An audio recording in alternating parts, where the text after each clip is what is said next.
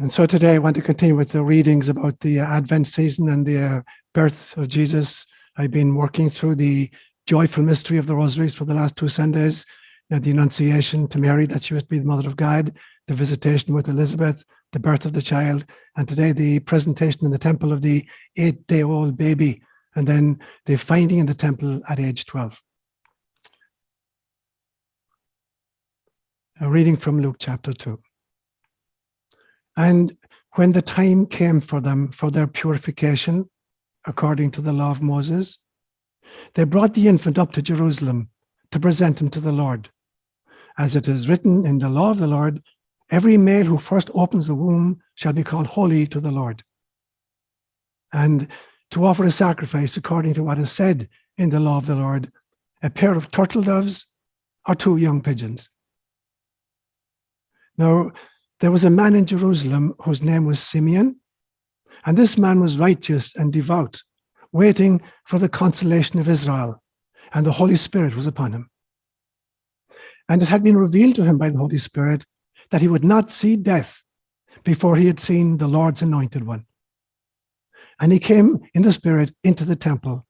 And when the parents brought in the child Jesus to do for him according to the custom of the law, he took the infant in his arms and blessed God and said, Lord, now you are letting your servant depart in peace, according to your word. For my eyes have seen your salvation that you have prepared in the presence of all peoples, a light for the revelation to the Gentiles and for the glory of your people Israel. And the child's father and mother marveled at what was being said about him. And Simeon blessed them and said to Mary, his mother, Behold, this child is destined for the fall and for the rising of many in Israel, and for a sign that will be opposed. And a sword will pierce through your own soul also, so that the secret thoughts of many hearts may be revealed. Words inspired by God. So last week, as I was talking about the visitation of Mary to her cousin Elizabeth and the beautiful prayer, the Magnificat, where Mary says, my soul magnifies God. And I told a story about my father's motorbike. He had a BSA 250cc motorbike that he went to work in every day, and how I set fire to the saddle of the motorbike with a lens, a magnifying glass that had fallen out of my grandmother's reading glasses. Well, I want to start today with another story about that motorbike, an even more upsetting story about that motorbike. And it happened in January of 1955. And at that stage, we were living in a very isolated little house, a place called Temple Michael. There literally were no other houses within miles of the place. It was part of a shovel mills where they made cutlery and agricultural equipment. And we lived in the gatehouse, a small little gatehouse. And every day my father went to work in Cork City, which was about 7 miles away, on his motorbike, a BSA 250cc bike. And on this particular morning in January, so it was January 1955, so my mother's birthday is the 11th of January, and as is my little brother's, he was born on the same day. So she's exactly 28 years of age at this stage. And they're driving into Cork City on this motorbike, and it's a real frosty morning. And they only have one helmet, and my father is wearing the helmet, and my mother's riding pillion. And they hit a patch of ice, and the bike tumbled, and she was thrown off and landed on her head and hit a rock on the side of the road. And she was rushed to hospital with a fractured skull. And she was in a coma for 3 weeks. And we didn't know whether she was going to survive it at that stage. I can still remember my grandmother every day, the looks of worry on her face as she's trying to get news about my mother's condition. So she's in a coma for 3 weeks. And she's in a hospital in Cork City called the North Infirmary, which is run by Sisters of Charity. These nuns with they had huge big wimples that they wore. And there was this one old nun who was retired from nursery at this stage. She was in her late 80s. But when she heard about my mother's condition and that this young mother had 5 children, I was 8 years old at the time. Seamus was 6 years old at the time. Deirdre was 5 years old at the time. Ethna was 3 years old. And Park had just had his first birthday at this stage. And this old nun thinks about this young woman with these 5 little children. And she spent 3 weeks almost nonstop at my mother's bedside praying the Rosary. And obviously it worked. My mother finally recovered and lived for another 55 years. And many of you, in COJ, met my mother on several occasions when she came to visit here. So today I want to continue to look at the elements of the Rosary, the mysteries of the Rosary, and to dig much, much deeper into their kind of a mystical and esoteric levels. And last Sunday, I talked about the Annunciation, what it meant to be asked to be a carrier of God. And I looked at the visitation and looked at the birth itself, and I gave my own interpretations. And so today I want to look at the mystery of the presentation of the infant Jesus in the temple. What does that actually mean? And later then, at age 12, the finding in the temple. So they'll be my first 2 points, the presentation in the temple, and then the finding in the temple. And then thirdly, I want to look at what are the qualities of little children that Jesus so admired that he said, unless you become like little children, you won't even enter the kingdom of God. And then fourthly, what does child abuse look like, a modern version of child abuse look like in our times and in our days? So let me start with the notion of the presentation. So this is a story where Jesus and Mary, who were raised in the Jewish tradition, this beautiful ancient tradition, and they're mandated on the 8th day after the birth of the child to present him in the temple. And especially the firstborn male, the one who opens the womb, has to be dedicated to God. And this is kind of in some senses, it's a very updated version of an older system where the firstborn child had to be sacrificed.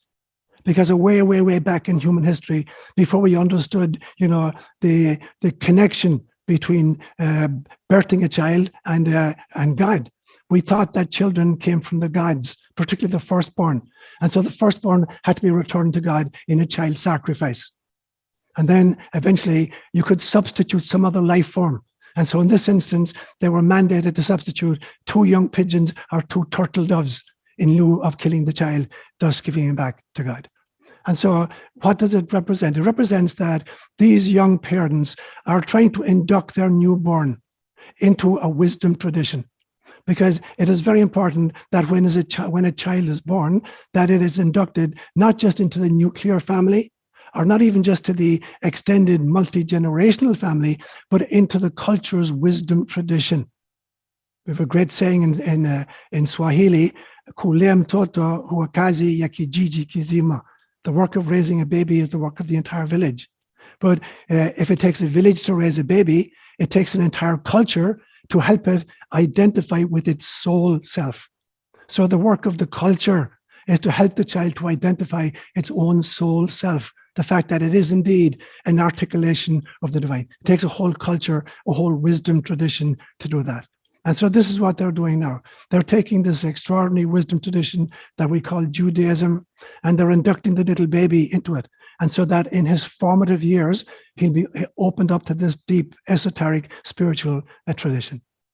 So as a priest I'd be 50 years ordained on June 4th, 2022, God willing, it's very upsetting to me that I've come across so many people who, in response to church dogmatism and the real corruption within the Catholic Church and other churches, that they have abandoned all forms of spirituality.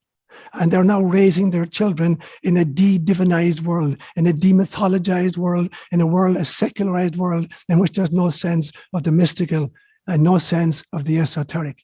And so that so many people thinking that they're saving their children from the corruption of a fundamentalist dogmatic religion, which they may be doing, or from the corruption within organizations, which they may be doing, but are abandoning their children to raising them in a totally demythologized world, where there is neither a moral compass nor a spiritual GPS system.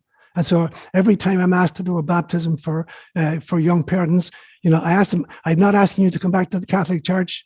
I'm not asking you to follow any particular religion, but I'm appealing to you, please do not raise your children in a secularized society, in a demythologized world, in a de-divinized cosmos. And so literally, so many people have been throwing the baby out with the baptismal waters. So that's what I mean by the presentation in the temple. It means that every little baby who's born into a family is not just born into the nuclear family. It's not even just born into the extended multi-generational family.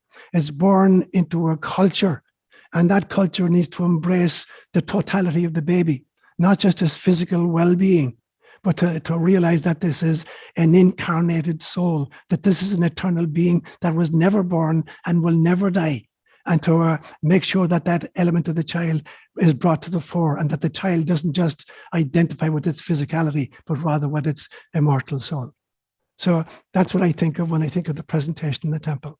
And then these terrible statements that the old man Simeon made about the child and to the mother specifically, where he said, behold, this little child is destined for the fall and for the rise of many in Israel, and for a sign that will be opposed or contradicted. Now, what does that mean here? It means that anybody of principle who stands for truth and who opposes evil in any guise throughout human history, is going to be dealt with in the same way.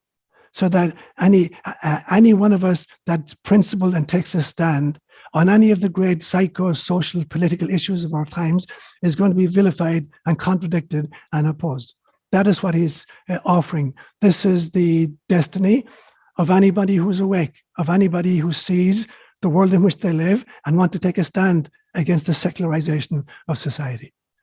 And so he goes on, he says to Mary, your own soul a sword shall pierce, so that the secret thoughts of many may be laid bare.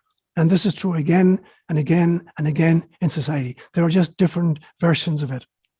If the oligarchy, whoever they are, is happy with you, you are simply woke. If the oligarchy is angry with you, then you're probably awake. And there's a huge difference between woke and wake. The difference between woke and awake is the difference between ignorance and wisdom. It's the difference between darkness and light. It's the difference between fear and courage. And so when Mary is told, your own soul as sword shall pierce, this is true of every single one of us. The mothers in the world, anybody who's trying to bring children into the light. This is the world that you face. And every generation has faced its own version of that. And we're facing our version of that. So that's what I would say about the presentation in the temple. Fast forward 12 years, and only Luke has this account. It's not found in any of the other Gospels, where at the age of 12, the child Jesus gets lost in the temple. And those of you who are raised in the Christian tradition, you know this story very well. And the story is that every year, like all Jews, the parents of Jesus had to go down to Jerusalem on pilgrimage. And they journeyed on, it's about a 3-day journey with their family and friends from the village they lived in. And they arrive in Jerusalem and they celebrate the feast over several days. And then they set out to go home. And at the end of the first day on the way home, they discovered that the 12-year-old boy is missing. So they think, oh, he's with his friends or he's with other, neighbors. And they begin visiting the tents of the others, and the child isn't there. And they're freaking out. And so they leave the caravan and they start coming back down to Jerusalem. And for 3 days, they can't find the child. They're looking everywhere.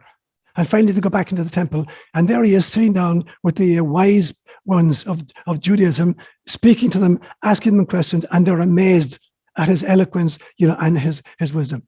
And like any distraught mother, she gets really, really angry. She says, why did you do this to us? Didn't you realize that your father and I have been freaking out? And Jesus says, didn't you realize that I must be about my father's business? And he's not talking about Joseph. He's not talking about his earthly father. He's talking about the heavenly, the birthing principle of the cosmos, that which manifests as holographic fractals in our lifetimes. And so, he then went back and he stayed with them for a period of time. But then between 12 and 30, there's not a single story about Jesus, except in esoteric literature. Belief systems that he may have visited India, and encountered the beautiful teachings of Hinduism, that he may have visited Nepal and encountered the beautiful, teachings of Buddhism, or that he may have gone to Celtic Cornwall, the southwest part of England, the great Celtic Empire and the tin mills, because his uncle, Joseph Arimathea, was a tin merchant who traveled over the world, looking for tin. And that Jesus might have been subjected to the Celtic druidical system in Cornwall. So there are many, many stories. Where did he spend these 18 years and what influences was he under? So that when he began his public ministry at age 30, he was drawing from many, many different wisdom traditions. Not just his beautiful Judaic tradition, but he cross-fertilized it with many, many other traditions. And it leads me to think that when I look at the evolution of a child, and I'm going to telescope this down just to a few statements, I've done a much longer treatment of this, what I call the 23 sacraments of initiation that I've dealt with in a homily and in a retreat in the past. And so typically from birth to 7 years of age, every child is egocentric. It needs to be. It's locked into the service to self end of a spectrum in order to survive. So it's all about me and about mine for the first 7 years. And then from ages about 7 to 12, we move into what's called the ethnocentric stage. Now we're part of a tribe or a group, the ethnic group. Now we're taught the rules of society and we're given our particular role. And from 7 to 12, a child is guided by these rules of society and by the role that's assigned to her or to him. Around the age 12, between 12 and 19, during the teenage years, we move into a world-centric viewpoint, not just ethnocentric, not just the tribal system or the egoic system. Now it is time to cross-fertilize my own culture with other cultures. Now I've become self-reflective. I'm able to call into question my own performances and the performances of my very culture and to call it out on stuff I don't agree with. So that's a hugely important phase. And then real adulthood. If I'm really moving into real adulthood, it's the age of enlightenment for each one of us. We become not just world-centric, but actually cosmocentric on the way to becoming source-centric. We move from role self to soul self to source self. That is the journey. That for me is what the finding in the temple represents, and the subsequent years, the missing years of Jesus. It is a time in our lives when we are meant to cross-fertilize the tradition into which we were born with other great wisdom traditions, to discard what is not of value, what is just merely culturally specific, and then to embrace that which is true of all humankind. So that would be my second point. That for me is what the finding in the temple and the subsequent life of Jesus call to mind for me. Let me look then at this. On one occasion, Jesus is walking along the road, deep in thought, and the disciples are a few paces behind him, arguing about which of them is the most important in the kingdom of God. You know, when Jesus becomes the king of Israel, and they're appointed to different ministries, who's going to be the prime minister? Who's going to be the minister for education? Who's going to be the minister for health? They're arguing with each other. And Jesus stops, and they come up and he says, "What were you talking about on the road?" And they're really, really embarrassed because they don't want to tell him what they were talking about. And then he calls over a little child. He picks up the little child and he hugs the child. And he says, "See this little child? Unless you become like this little child, you won't even enter the kingdom of heaven, let alone you'll be prime ministers in the kingdom, unless you become as this little child." And then he kissed the child, gave him back to his mother, and continued. Now, what were the qualities of a child that Jesus identified and could see? These are the things that actually get you into the kingdom of heaven. These are the qualities. And I want to mention a bunch of them. And the first one is that kids have this extraordinary penchant for asking really important questions. But we think that they're kind of naive questions, and we laugh often at their questions. And I've shared this story with you many times. Raised as I was for the first 6 years by my grandparents. I was born in 1946. The war had just ended. And sitting around the table, I had 7 aunts and uncles, and my grandparents and my great-grandmother was still there. And so I'd hear them talking about the war. You know, it was always called just the war. So at one, I'm about 4 years of age, and I asked my grandmother one day, "How long did the war last?" And I'm thinking she's going to say, "Well, it started at 7:30 in the morning, and it went on until 4:15 in the afternoon." And she said, "Oh, went on for 6 years." I said, 6 years? How could a war go on for 6 years? What did they do when it got dark? You know, how could you be fighting a war in the dark? Or what did they do when they had to go to the toilet? You know, how could you be fighting a war if you needed to go to the bathroom? And then the kicker was, what happened on Sundays when they had to go to Mass? So how could you be fighting a war and then stopping and going to Mass on Sundays? And everybody cracked up. And of course, there were really, really important questions. Like all of the questions that children ask. They ask really, really, really important questions, and we laugh at their naivete because we have been brutalized and secularized by society. That's the first quality he saw. The second quality he saw in children was their sense of awe. Everything is fascinating to them. And those of you, grandparents, who have the privilege of being around your grandchildren right now, you see that same sense of awe. They're fascinated by everything, including their own poop. They're fascinated by stones and caterpillars and everything. Everything is a source of awe to them. That's the second quality that Jesus identified. The third quality is that children are born prejudice-free. They have to be taught prejudice. And my famous example of that is when the last mission I was in Kenya, between 1982 and 1986, when I finally left Kenya, I was in a mission called Kipsaraman in a very remote area. And we had a compound where there was Irish sisters there, medical missionaries of Mary, and the mission, and it was a small little village. And on one morning, this woman arrived on the compound. She was totally obese, completely naked, and she had a little 6-month-old baby that she was suckling at the breast. And she was obviously schizophrenic. And when I inquired, nobody in the village knew where she'd come from. And so for a few days, we're feeding her, and I would watch her fascinated, and she's sitting on the ground with this infant suckling at her breast, and like all little infants who are suckling, fascinated, just looking at his mother's eyes. In fact, actual fact, the focal length of an infant's eye is the exact distance between the mother's nipple and the mother's eyeball, because the child is born to focus on the mother's face. And this little child is sitting there in adoration of his mother. And I'm thinking, God love you. In 4 or 5 or 6 years, somebody is going to point to your mother and say to you, is she your mother? She's crazy.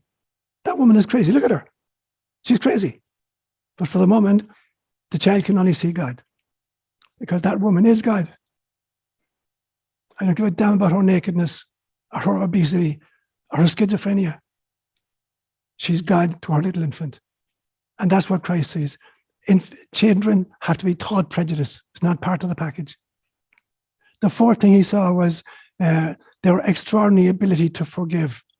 And my favorite example of this, just shortly after I came to the States in June of 1987, I visited a friend of mine who lived in near San Diego. He was a priest of the same organization as myself. And he was now working in the San Diego diocese. And I stayed with him for 3 or 4 days. And the morning newspaper came. I don't know what it was called, the San Diego Tribune or the LA Times, I don't know what it was. And on the very first page, there was a photograph of a policewoman taking an infant from an abusive mother. This mother had been reported. She was literally stubbing out cigarette butts on the child's body. And the child is covered with sores. And somebody had reported, and now the child has been taken away from the mother, and he's reaching over the policewoman's shoulders, trying to get back to his mother. The child is totally forgiving of her behavior. She's my mother. I want to be with my mother. I don't care what she's doing to me. I want to be with my mother. So there's extraordinary ability of children to forgive at that stage. The fifth great quality I think that Jesus identified was children's extraordinary imagination. And I've defined this many times for you. There's a huge difference between imagination and fantasy. Fantasy is the ability to make up stuff that's not real. Imagination is the ability to volitionally shift my state of consciousness, enter into different dimensions where I interact with entities and energies in those different dimensions, learn from them, dialogue with them, cross-fertilize with them, and then bring that back to this state of consciousness and cross-fertilize my waking tradition with those insights. Children do that all the time. We talk about their imaginary friends as if they're fantasy characters.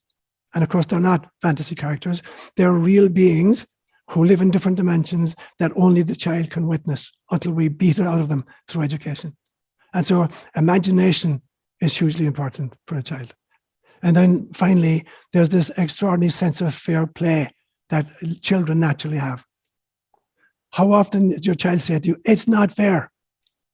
Can you remember at some stage of your upbringing, particularly if you were raised Catholic and you made friends in school with people who are Protestant, only to learn that the Catholic Church teaches extra ecclesiam nulla est salus. Outside of the Catholic Church, there is no salvation. So your best friend in school, because she's Protestant, will never get to heaven. Can you imagine your reaction at that stage? It did not sit well with you. And you came back and you told your parents, how can this be? How can Mary O'Brien, who's an Anglican, how can she be going to hell? She's my best friend. And you were told, well, the Pope is infallible and the Pope told us so, it must be true. So these are the qualities of little children that Jesus identifies and admires. So now I want to talk about what does a modern form of child abuse look like?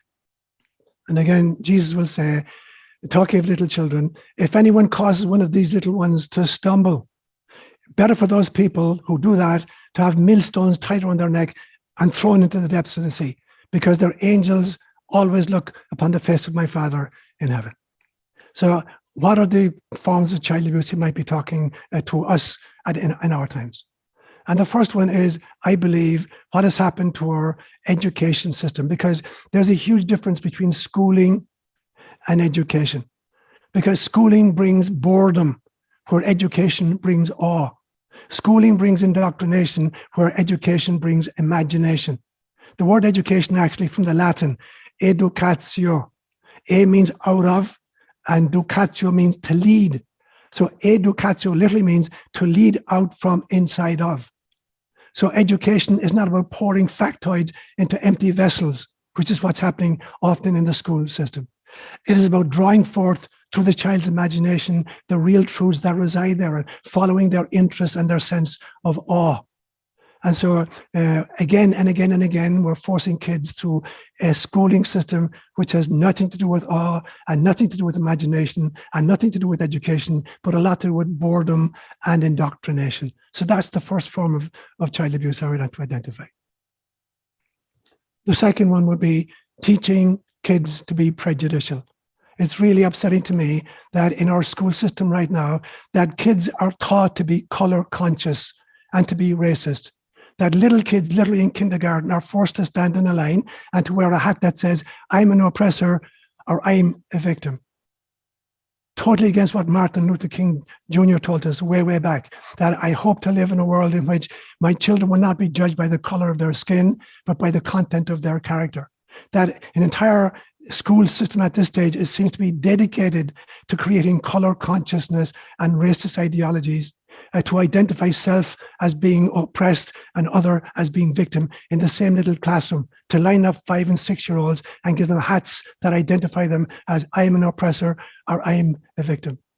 That is terrible to me. The third thing I look at is, children who naturally know how to forgive are being taught how to be revengeful. They're taught how to blame and to discriminate instead of accepting and forgiving. That seems to be inculcated in little children at this stage. This is how you must approach history, and this is how you must approach the present circumstances, and this is how you must approach the world in which you live. It's upsetting to me, the extraordinary confusion that seems to be built in to the schooling system, where we're accelerating the loss of innocence of our little children. Children deserve to live at least the first 12 or 13 years of their lives, living in the imagination, in the innocence and the awe of childhood. And now we're force feeding them stuff. In the past, children grew up very, very quickly only when financial circumstances or migration, or becoming refugees forced them to grow up really, really quickly. But in settled societies, they were afforded 10, 12, 13 years to be innocent and to be awe-filled. The school system now, it seems to be, is pressurizing children from the word go to lose their innocence, to lose their imagination and be force-fed this kind of doctrine. When we go through the Christmas season, on the 28th of December every year in the Catholic liturgy, it's a feast dedicated to what's called the Feast of the Innocents. Because of an event that allegedly happened, we find it in Matthew's Gospel, where allegedly, after the baby Jesus was born in Bethlehem, there were 3 wise men coming from the east looking for the newborn King of the Jews, and they're following a star, and they can't find it. So they decide to go to the king, Herod, and say, we have come from the east to find out where the newborn King of the Jews is. And Herod is freaking out. Herod had killed his favorite wife. He killed 3 of his own sons because he was so paranoid about being overthrown. And now he's hearing that there's a newborn King of the Jews. So he says to them, you go out and find this newborn King of the Jews. And when you find him, tell me where he is. And I go and worship him myself. Obviously with the intent he was going to kill the child. And he waited and waited and waited. Meanwhile, the 3 wise men find the infant Jesus and his parents, and they offer gifts. And then they're warned in a dream to go back to their own country in a different route and not to tell Herod. So Herod is waiting, and then he finds out he's been tricked. And now here's the problem. He has no idea who the child is. So he sends out a dictate that all of the boy children in Bethlehem and the environs from age 2 under, he's going to be really, really sure he catches him, must be slaughtered. And Joseph is warned in a dream, and he flies into Egypt with the infant and his mother. Now, how often has that been visited? How often has there been a slaughter of the innocents in our world and in our times as well? Many, many times. There are still tens of millions of migrants who've been forced from their home places. Nobody wants to leave home if home is a happy place. Nobody wants to leave their country of origin if their country of origin is a place where they can have peace and food and neighborliness. So many millions of little children are forced into migration. So the slaughter of the innocents still goes on.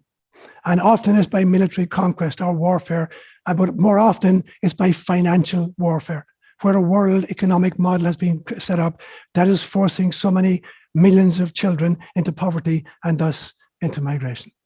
That, for me, is the modern slaughter of the innocents. In conclusion, I want to say this, that the deeper meaning of Christmas for me and the deeper meaning of the Jesus story is that it doesn't matter what Jesus' gender was. It doesn't matter to them. It doesn't matter what his ethnicity was. It doesn't matter what his religion of birth was. And it doesn't matter to them what his skin color was. What's important is that it is a great story that represents the divinity within each little infant. There is not a child born on planet Earth that's not an incarnation of the divine. And the Jesus story is a beautiful, beautiful illustration of that. Of course, Jesus was the Son of God. And of course, Mary was the mother of God. She was a God carrier. But then every little infant is a child of God. And every woman and every man who's awake is a God carrier and a mother and a father of God. That's the importance of this story. And therefore, Hinduism got it right with the beautiful statement that I'll finish up on. This beautiful statement, Namaste. The God in me recognizes and honors the God in you.